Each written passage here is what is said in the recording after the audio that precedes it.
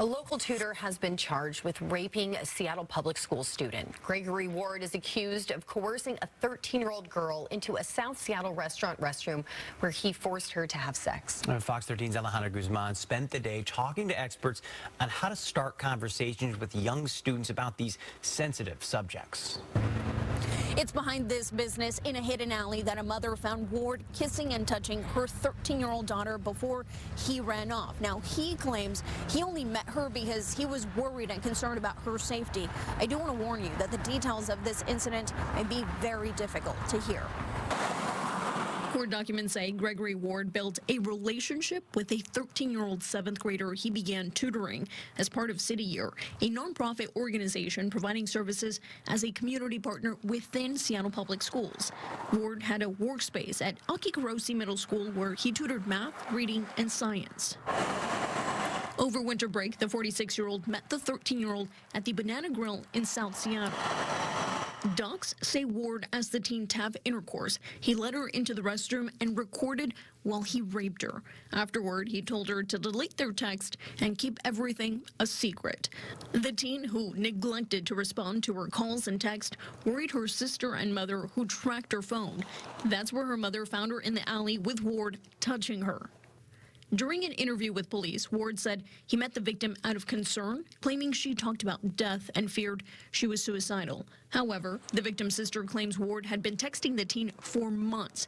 The conversations described as sexually explicit. Because when sexual assault impacts community, it doesn't just impact that individual or that family. In 2023, the King County Sexual Assault Resource Center helped more than 4,800 survivors and their families, 45% of them being children and teens.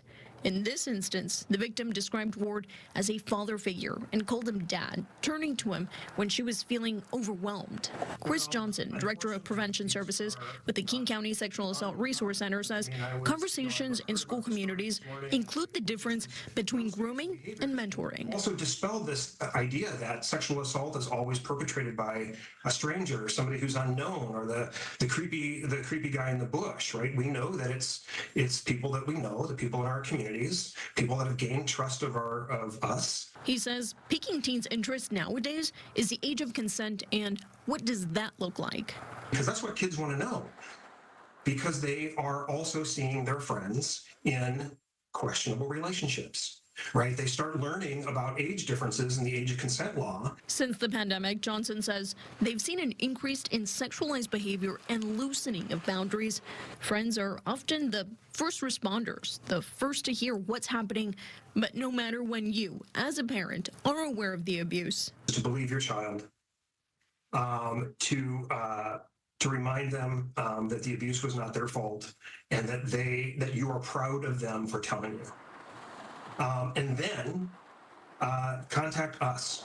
Seattle Public Schools is aware of Ward's arrest. In a statement, they tell me they're taking these allegations very seriously. He's prohibited from returning to all district schools. We do want to mention that he has no criminal history, and while there are no other reports of misconduct, SPS is still investigating. The key reminder for not just survivors and their families is that you're not alone. You can find free and confidential help or information available through the King County Sexual Assault Resource Center. Their 24-hour hotline number is on your screen. It's 1-888-998-6423. That website is also at the bottom of your screen. We're going to be posting it to our website, fox13seattle.com. Alejandra Guzman, Fox 13 News.